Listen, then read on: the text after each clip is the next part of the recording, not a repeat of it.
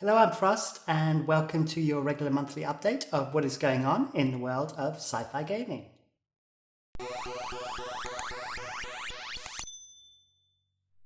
Welcome back. So, as we know, January and February are normally pretty quiet months, but I do have some news for you, and I'm going to try and get you up to speed. So, I'm going to talk about a couple of things that have happened in the last month. The first one is that we got the roadmap for Cyberpunk. So as you all know by now, Cyberpunk had a bit of a patchy start, to say the least. But we had this roadmap, and the thing I have found recently is that when it comes to gaming roadmaps, they're now becoming as vague and as non-committal as they could possibly be.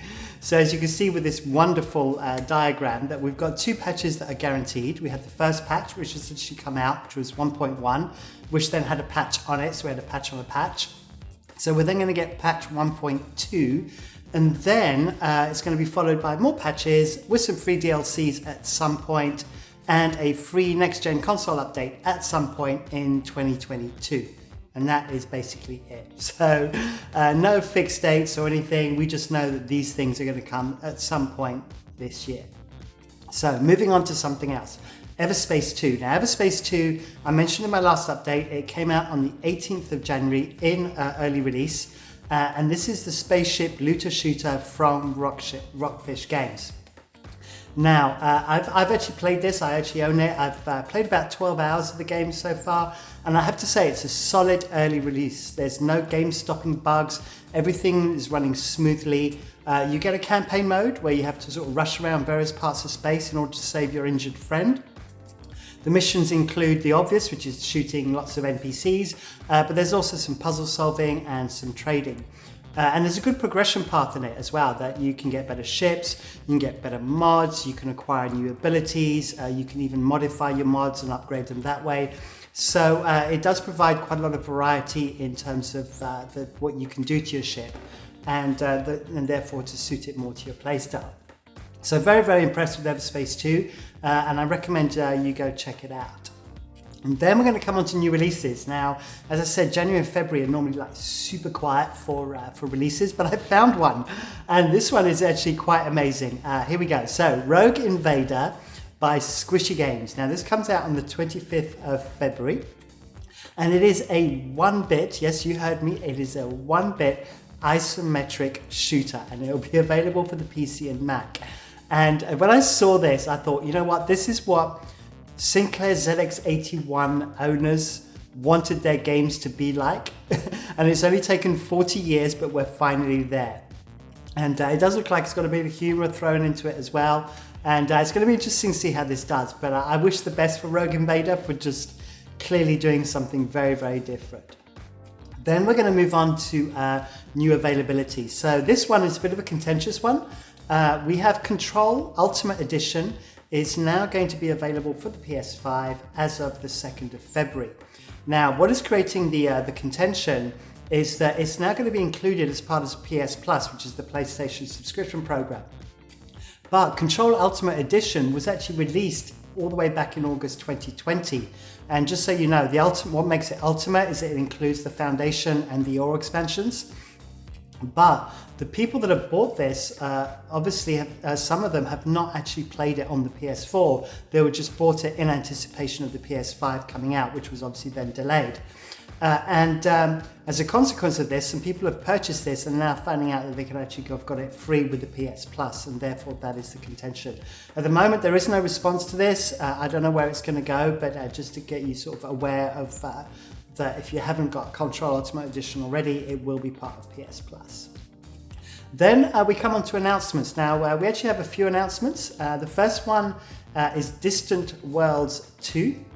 So the original Distant Worlds was released all the way back in 2010 and then had 3 expansions over the following 3 years. It is a 4X strategy game, so that's you explore, you expand, you exploit, and you exterminate. It definitely has a Stellaris feel to it. But it seems to be much more granular when it comes to ship design and combat. By the way, I have to apologize for the chap in the bottom right hand corner there. There isn't actually a trailer for the game yet, so I had to kind of grab the dev demo, so that's why we've got this chap sort of chatting away in the corner down there. But anyway, Compared to the original release, it now has a completely new engine. The original was a 2D game, this is now a 3D game. Yeah, it looks very promising. It looks very in-depth as to what you can do with it. And this is due sometime in 2021. So it has been confirmed that it is going to be coming out this year. Now we're going to move on to one that I've talked about in the past, and that is Starship Troopers Terran Command.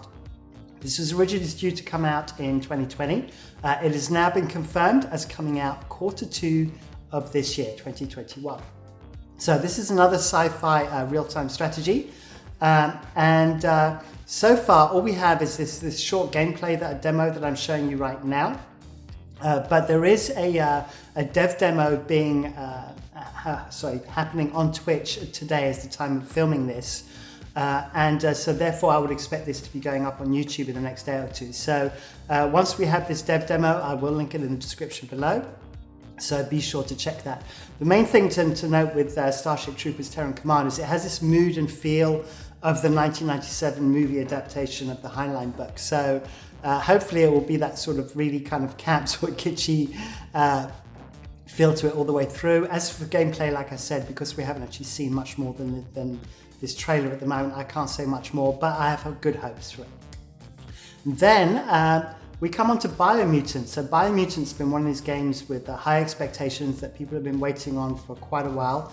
If I remember correctly, it's coming from THQ Nordic. Now, what can I say about Biomutant? Well, it is an open world martial arts action RPG. And what it boils down to is little cute furry creatures fighting big furry creatures with teeth. But it is open world, and it does have apparently a lot of focus on the melee element of it, hence being open world martial arts. And it is very colourful, and I'm hoping that this is going to really deliver for us. And I think we need something that's going to brighten our mood in the spring, and Biomutant may be that game. Now we're going to come on to the unfortunate things, which are delays. And I have a couple of delays to announce. The first one, which is I know a lot of people are waiting on, is Elite Dangerous Odyssey. So this was supposed to release sort of kind of end of Q1 of this year. The PC version of it has now been pushed back to late spring 2021.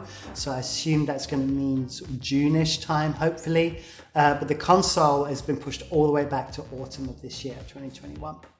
So hopefully it's not going to be pushed back much more. I know, as I said, a lot of people are anticipating this, and this is going to be a very, very big game changer for Elite Dangerous. Then we have another delay. It's not quite as bad. This is for the PS5 exclusive game Returnal. It was supposed to come out on March the 19th. It's now been moved back to April the 30th, 2021. If you're not aware of this game, it is a third-person sci-fi horror shooter where you play the role of Celine, and you are this deep space scout that's stranded on an alien planet caught in a time loop. And every time you die, the world changes, but you learn a little bit more, you get more equipment, you keep your knowledge logs, you get new abilities, and so therefore you're able to progress with kind of each roguelike death that you get. So that's, I guess it's up to date on the delays. And then finally, I'm going to finish off just with a bit of other news. Just want to remind you that we're still on target for X4 Foundations, the Cradle of Humanity DLC. So as you know, I'm a big fan of X4 Foundations. I think it's a great game. We had one DLC already released, which was the Split Vendetta. This one, once again, will bring us new sectors. We'll get 2 Terran factions. We'll get the structures associated to those Terran Terran factions, and then we'll also apparently get this extra large battleship. And then, of course, every time there's a new DLC for X4 Foundations, there is also a free update. This will be update version 4.0, which will add more features, quality of life updates, all that kind of good stuff.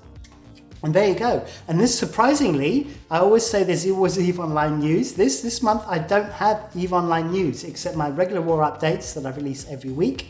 But in terms of EVE, obviously we're just waiting now for them to announce their roadmap for the year.